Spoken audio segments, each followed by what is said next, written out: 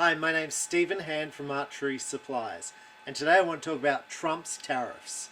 So, Donald Trump, you either love him or hate him. There's basically no one in the middle. I don't really care. What I care about is policies, and what I want to talk about today is his tariffs. Right, so tariffs are introduced to make your country competitive with overseas.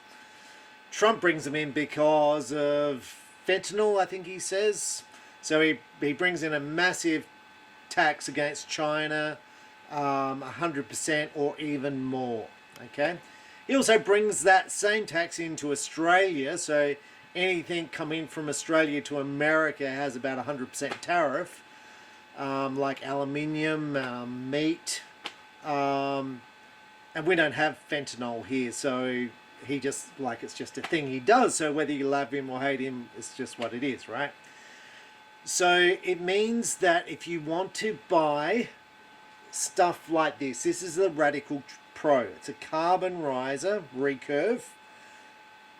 America doesn't make anything like this. If you want to shoot this, you're going to pay 100% tax on the riser, right? So what it does, I'm going to pull up some prices. What it does, it makes imported products really expensive. So I've got a Gillo riser. In Australia, this sells for about the same price as every other recurve, right? I'm going to say it's made in Italy, or it may be made in China, but it's Italy, like, I don't know, right?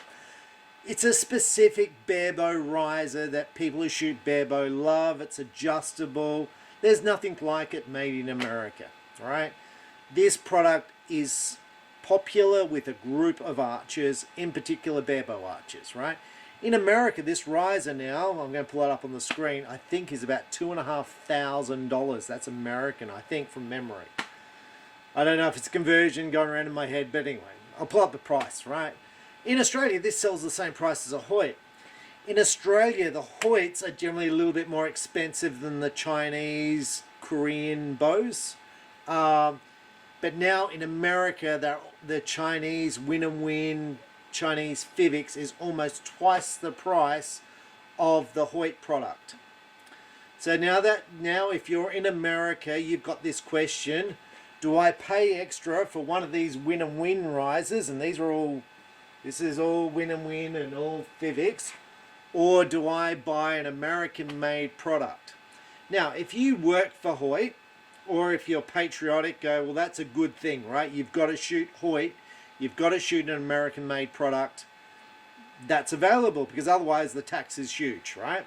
Now, some people won't care. They'll just pay it. They'll be like, well, I'm contributing more tax to the American market. I don't care. I'm going to buy what I want.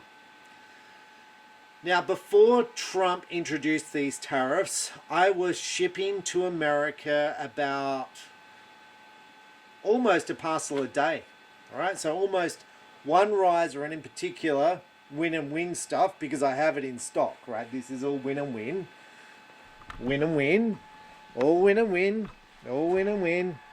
There's a lot of Fivix here as well. There's a lot of Fivix. Fivix are the blue risers down here, right? So I've got a whole bunch of Fivix and win-and-win. I was selling one a day to America. Well, then Trump comes out and goes, well, we're going to have the tariffs at 100%. Or he changes it on a day-by-day basis. So if you're importing this product, one, you probably didn't know there was a tariff. Or two, it's changing on a daily basis, so you don't know what the fees are going to be. And I'm not having a go at policy or anything like that. You might think I'm doing that. It's sending a message that we want stuff made in America. Okay? Now, for win-and-win, they have to decide whether they want to sell stuff into America. So if I was win-and-win, what I would do is I would set up an office in America, and I would ship the stuff into the office at a discount, 50% off. Then I would have the American company called Win-and-Win you could be making stuff win-and-win in America, and that way you don't have to pay any tariffs, and compete one-to-one against Hoyt for that market share. or you could import the stuff cheap and then pay the tax on your profits you're making on the bows. So that's a win also for America, because now instead of win and win not paying tax into America, they would be paying duty plus American taxes. So if they were to do that, they would be, American would be winning. Now, to me, this is bigger than archery. This is an industry decision. Australia, and I've carried on about it many times, we used to make cars, we used to make tires, we used to make washing machines, we used to make TVs, we used to make shoes, we used to make clothes, we used to make everything here.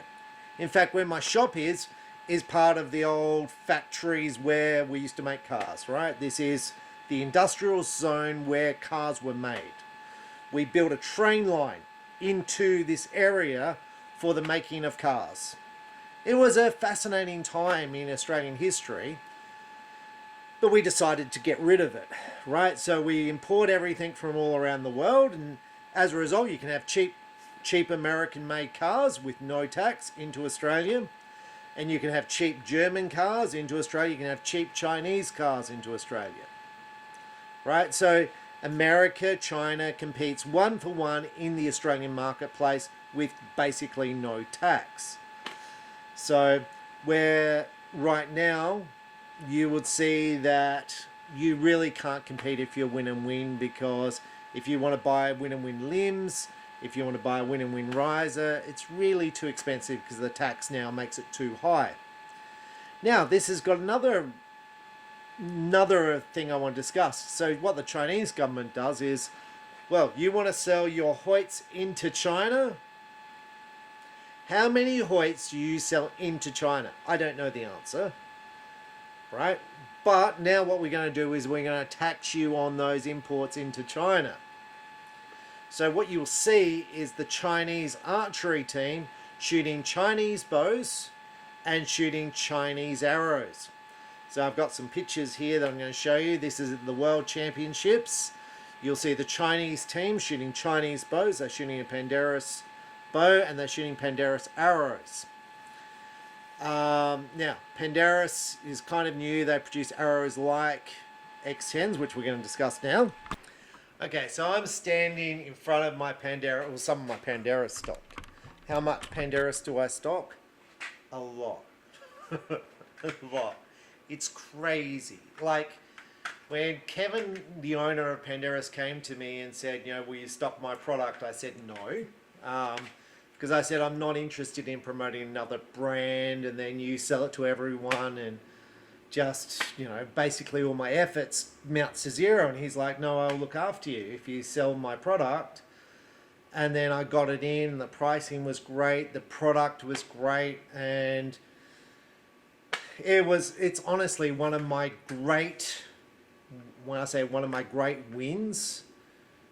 I haven't had many in my 40 odd years in the archery community, I haven't had many wins. And you might say, well, you've got a big shop, you sell lots. It's hard work. It's really hard, and you take on products and you hope they work. Sometimes you win and sometimes you lose. Pandarus has been a great thing for me, right? So I'm going to grab the equivalent of an X10, so Pandarus make a whole bunch of arrows. They make, this is an X10, and this is a Pandarus equivalent of an X10. They also do Pro Tours, but they don't call them Pro Tours, but equivalent of a compound X10 and a recurve X10. They do parallel aluminium carbon shafts. They do 3.2, which is the same thickness of an X10, but solid carbon. They do a whole bunch of shafts, right? But what do we want to discuss is these are X10s. Ballpark numbers, just ballpark numbers. $700 a dozen, maybe $750 a dozen. This is Australian dollars. These arrows with, I'm going to get the numbers wrong, but I'll put them up on the screen so they're exactly right. With points, with pins, probably around $300. And you're going to say, well, 300, it's half price. No, it's not, because this doesn't include pins. It doesn't include points. Eastern points, which I think are made in China. Don't quote me on it, because I'd have to check the package. But a lot of the Eastern product is made in China, right? are probably $50 a pack. The tungsten points from Eastern, I'm pretty sure, are made in China. They are around $500 a dozen. The ones that come from Pandarus, also made in China, are about $150 a dozen, so about a third of the price. So I think you buy these arrows with the tungsten points for around $400, $450 maybe. These with tungsten points, you're up in the $1,200, $1,300 mark. Okay. So if you live in Australia, or if you live in Europe, or you live in England, the option of Pandarus is amazing, because it's the same weight, it's effectively the same product, and people are going to say Eastern's far superior. Good on you. I'm going to tell you that many of the best archers in Australia are shooting the Pandarus arrows, breaking Australian records. There was a guy at the last World Cup, I think, just beat Brady Ellison shooting Pandarus. I think Frangeli, a famous archer from, let's say, France, Guillot, is shooting Pandarus and doing very well. He made it into the finals at, was it Lancaster or Vegas? My thing is, I can't tell the difference. I really can't tell the difference. And it's $1,200 versus $400. And I'm like, this is great. I can have a whole bunch of arrows and it not hurt terribly bad. Okay, not hurt me financially terribly bad. And why it's also important for me is because I change arrow spines. As I go up in poundage, I change spine. So I've gone, in the last 2 years, I've gone from 14 pounds to now 51 pounds. I've gone through, I don't know how many arrow spines, lots.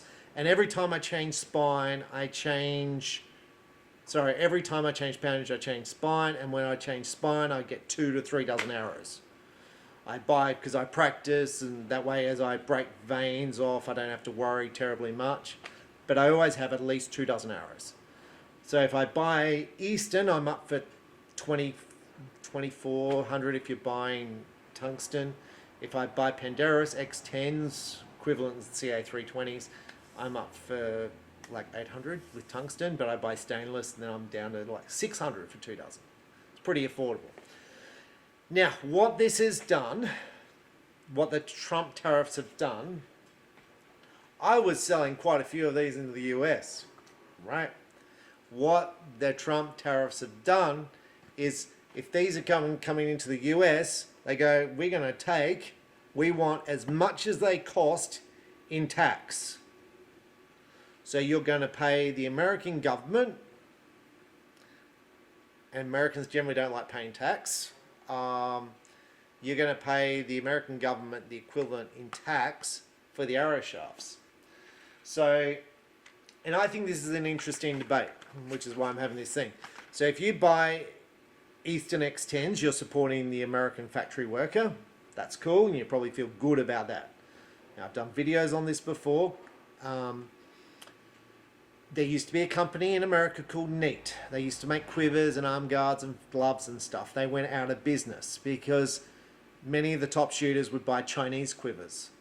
Now that would not be a thing, because the tax, so all those pretty Eastern quivers that you like coming in from China, they're going to go through the roof in pricing, right? So now it means making quivers in America is something you can do, right? Because the tax into America is so much.